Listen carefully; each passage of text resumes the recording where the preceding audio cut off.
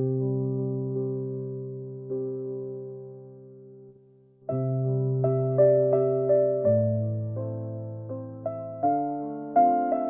friends, welcome to my channel. I am Dr. Priyanka Singh, consultant obstetrician gynecologist और आज मैं बात करूंगी ऐसे सिम्टम्स के बारे में जो कि अर्ली प्रेगनेंसी को इंडिकेट करते हैं, यानी कि पीरियड्स मिस होने के पहले आपको कैसे पता चलेगा कि आपने कंसीव कर लिया है। Yes, so this is a going to be a very interesting video because जो कपल्स एंग्शियस होते हैं कंसीव करने के लिए वो अपनी बॉडी के हर साइन को माइन्यूटली ऑब्जर्व करते हैं और कोई भी चेंज अगर आता है उस साइंस और सिम्टम्स में तो वो तुरंत ही उस चीज़ को ऑब्जर्व करके डिटेक्ट कर सकते हैं। तो चलिए बिना देरी के शुरू करते हैं। जो फर्स्ट साइन होता है वो हम बोल सकते हैं इम्प्लांटेशन क्रैम्पिंग। ये क्या होती है? तो जब प्रेगनेंसी इम्प्लांट होती है, यानी फीटस जो है, बच्चा इम्प्लांट होता है यूट्रस के अंदर, उस टाइम पर हल्की मीठी मीठी दर्द हो सकती है। ये सिम्टम्स हर पेशेंट में हो ऐसा ज़रूरी नहीं है, और बट इस सिम्टम को अगर आपने माइन्यूटली ऑब्जर्व किया है तो आप फ़र्क महसूस करेंगे। और ये जो है पेन, ये आपके ओव्यूलेशन के हफ्ते भर बाद, यानी कि अगर आपकी 28 दिन की साइकिल है तो 14th डे को ओव्यूलेशन एक्सपेक्टेड होता है और 22nd डे के आसपास ये पेन हो सकता है आपको।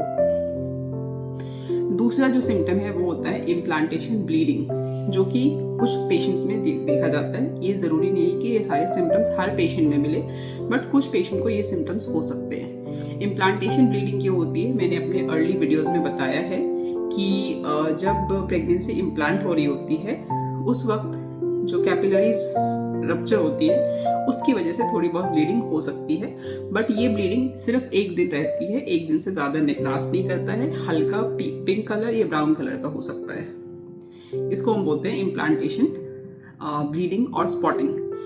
तो ये भी आपको 22वें दिन के आसपास देखने को मिलेगा। जो दूसरी चीज़ है जिससे आप कंफ्यूज हो सकते हैं वो है प्री मेंस्ट्रुअल स्पॉटिंग, जो कई पेशेंट्स को होता है। पीरियड्स आने के पहले स्पॉटिंग होता है 2 या 3 दिन, और उसके बाद खुल के फ्लो चालू होता है। तो उसके कारण अलग होते हैं। वो मोस्टली थायराइड के प्रॉब्लम्स में या फिर इन्फेक्शन की वजह से या फिर किसी और रीज़न से हो सकता है, बट वो 25th डे के बाद चालू होता है, यानी कि पीरियड्स आने के 2 या 3 दिन पहले ही होता है। तो ये हो गए 2 साइंस। तीसरा जो होता है वो बहुत ही टिपिकल होता है, वो सिर्फ प्रेगनेंसी में होता है, वो होता है मैस्टैल्जिया। मैस्टैल्जिया जो होता है प्री मेंस्ट्रुअल भी होता है, यानी बहुत सारे पेशेंट्स को मेंसेस आने के पहले भी ब्रेस्ट में टेंडरनेस, हैवीनेस ऐसा फील होता है। बट प्रेगनेंसी अगर रुकी है तो स्पेशली जो पेन है वो निपल के एरिया में होता है, यानी कि निपल सोर हो जाते हैं और निपल्स के कलर भी चेंज हो सकते हैं। सो इस चीज़ को अगर आपने माइन्यूटली ऑब्जर्व किया तो आप इस डिफरेंस को बहुत ही आसानी से समझ सकते हैं। चौथा जो है साइन वो होता है early morning nausea and vomiting, जो कि प्रेगनेंसी का बहुत ही कैरेक्टरिस्टिक फीचर होता है, यानी कि सुबह मुंह में पानी आना और थोड़ी बहुत वॉमिटिंग होना। स्पेशली अगर आप ब्रश कर रहे हो तो उसके बाद वो वॉमिटिंग इंड्यूस होती है, which is because of the hormone HCG। HCG की वजह से ये नॉजिया और वॉमिटिंग होती है, जो कि बहुत ही कैरेक्टरिस्टिक है। सो मच सो दैट कि इस साइन और सिम्टम को देख करके हमारे बड़े बुजुर्ग जो अंदाज़ा लगा सकते थे कि किसी की भी अगर नई शादी हुई है और उसको उल्टियाँ हो रही हैं तो उसको हम सस्पेक्ट कर सकते हैं कि प्रेगनेंसी रुक गई है। एंड उसके अलावा जो सिम्टम्स होते हैं जो थोड़े नॉन स्पेसिफिक होते हैं, यानी कि पेट का फूलना।